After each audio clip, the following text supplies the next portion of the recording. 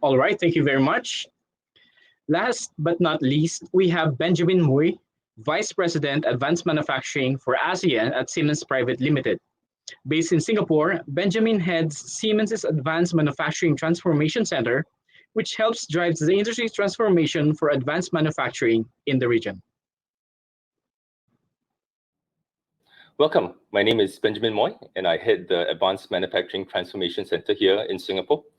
And today, I would like to explore the topic of how our manufacturing community here in ASEAN is adapting to the new norm with additive manufacturing.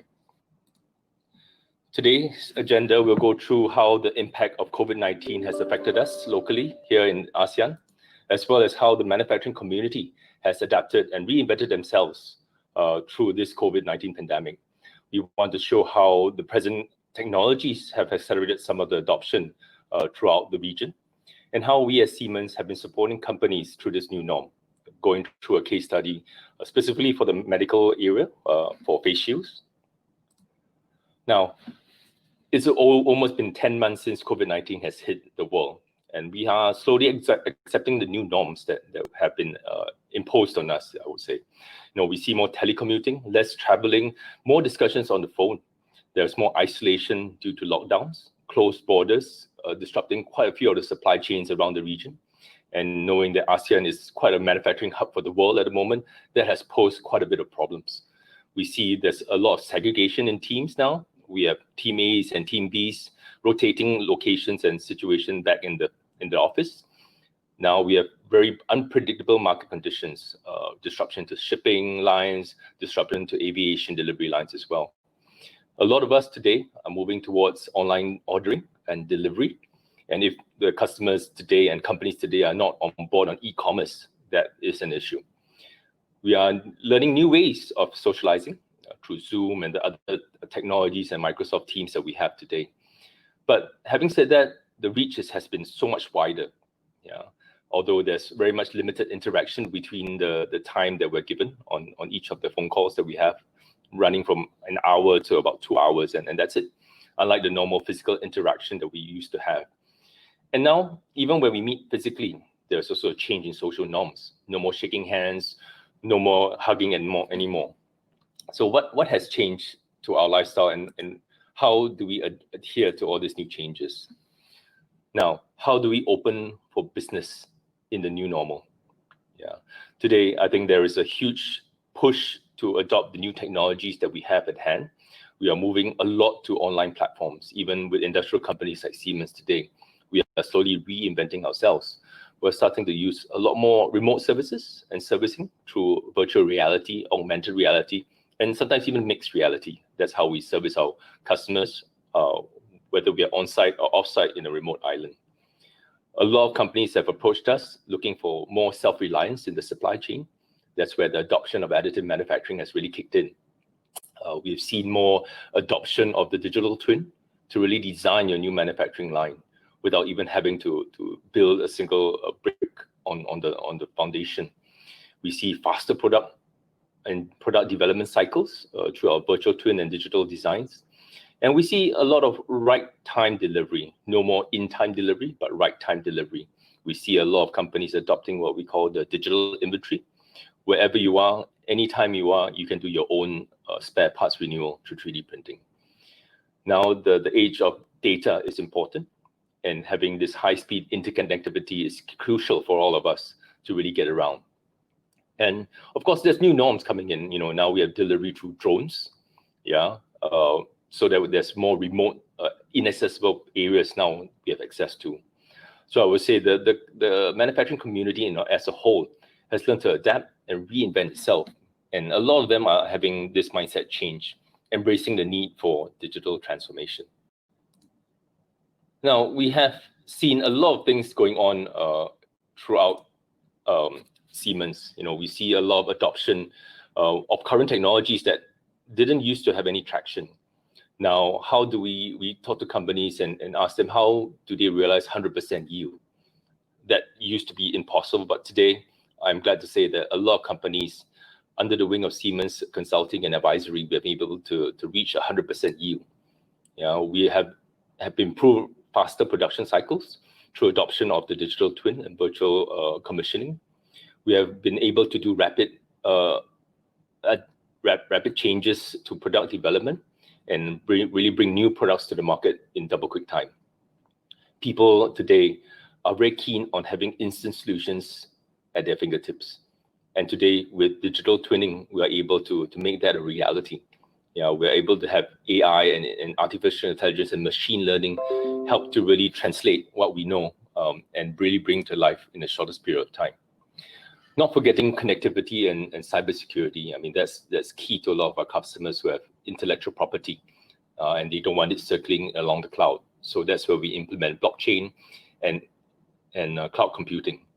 Now, a lot of businesses have been resistant to change, and a lot of businesses need to understand that digital transformation is a gradual process, and it shouldn't happen and needn't happen all at one time, but it does need to happen. And today, we want to showcase some of the technologies that are already enabling some of these customers to really bridge this gap in technology. Now, like I mentioned, we have a mix of virtual reality and augmented reality available to customers today. We are able to do augmented reality where we have remote services that customers, the end user, is able to do it themselves, following a virtual guide on their smart glasses. We have blockchain for security, and we have smart manufacturing operations where we envision a manufacturing plant fully automated and operated by a single operator, taking use of cobots and AGVs to run their production line. And not to forget additive manufacturing. I think that's the key to the future. It may not be the be-all and end-all manufacturing solution, but it's definitely enabling a lot of companies to really bridge the gap for faster product lifecycle development. Siemens being a global citizen, we have different entities around the world that are playing a part in the fight in this COVID-19 pandemic. In the UK, we are taking on the UK Ventilator Challenge, where the UK government has commissioned us to lead a consortium of technology players to develop 10,000 ventilators in double quick time. And I would like to proudly say that we have already commissioned that production line, and we're producing about 7,000 of these ventilators today to support the healthcare needs of patients today amidst the COVID pandemic. We have also developed software that's able to do modeling for social distancing at the plant, helping production lines and manufacturing plants decide what's the spacing between workers to enable them a safe manufacturing process without affording the employees to fall sick due to COVID-19. We have opened up our global AM network for companies to be able to access global players in supply chain using additive manufacturing. And that has certainly been a plus for hospitals looking for their PPEs, their test swabs, 3D printed, as well as face shields. Coming to the point of face shields, I think we have also made leaps and bounds in terms of development. And here in Singapore, we have moved on, and there's this particular case study that I'd like to share with you guys. One, here at AMTC in Singapore, we have been able to bridge the gap from prototype to industrial production. In this case, way back in March, a local hospital actually approached Siemens AMTC here to help to optimize their novel face shield design, as you can see in the picture here. They wanted production to increase by tenfold. And we managed to do the rapid solutioning within a short 3 weeks of development with our ecosystem of partners. The end product is a 3D printed frame using the multi-jet fusion technology, printed in a nylon material called PA12. It is lightweight. It is meant for long-term periods of use. And with the addition of this frame, beyond injection molding, we have improved the frame's durability and flexibility up to 3 months of use, going beyond to the homemade face shields that you see today, where people are using desktop printers to print reams and reams of these face shields for use at hospitals. But after one-time use, they throw it away for fear of contamination. With this particular face shields that we have developed, not only is the coating medical grade that has obtained US FDA approval, where we can use UV sterilization and alcohol cleaning so that these frames can be reused. The PA material that we use itself is medical grade as well, to prevent buildup of any bacteria or viruses on the frames after cleaning. The frame itself is actually very comfortable. Yeah, you can wear it hours on end without even realizing that you're wearing it. And the design caters to a lot of the users, where the bridge is high on the nose, where even you have a glass spectacles wearer like myself, you're able to sort of wear the frames right on top of your glasses, as you can see. Now, what has this meant for the production cycle for additive manufacturing? We have increased the original 3D printed SLA volume by almost 10 times, from about 200 units a month to now to 3,000 units per printer per month. This whole automated process has been reduced to 3 days as opposed to a month to deliver all these frames. So what has Siemens done and sort of enabled this to happen? We have used our software to sort of do what we call the nesting, to optimize the amount of prints per cycle. The SLA technology, which is a desktop printer, prints only one at a time. Our industrialization of the process enables us to print 120 parts per sitting, which is over 2 days. We, through our selection, expertise, and exposure to materials with our partners, were able to select the right coating material to enable this to be safe in the medical environment. Through our NXCAD software, we're able to maximize the load and production of these face shields, or frames, if you will. And we are now in the process of automating this process to enable more users, more healthcare professionals or frontline workers to have this use of these novel face shields for long use and comfort. Yeah, we've also used this to design our production flow, as you can see on the bottom right-hand corner, where we optimize the flow of production for users so that we are enabling the market to really grow at a rapid stage. So what does this mean for the markets going forward? Here at Siemens, we are able to enable companies to really reach that stage of enhancing and really developing prototypes into industrial serial production.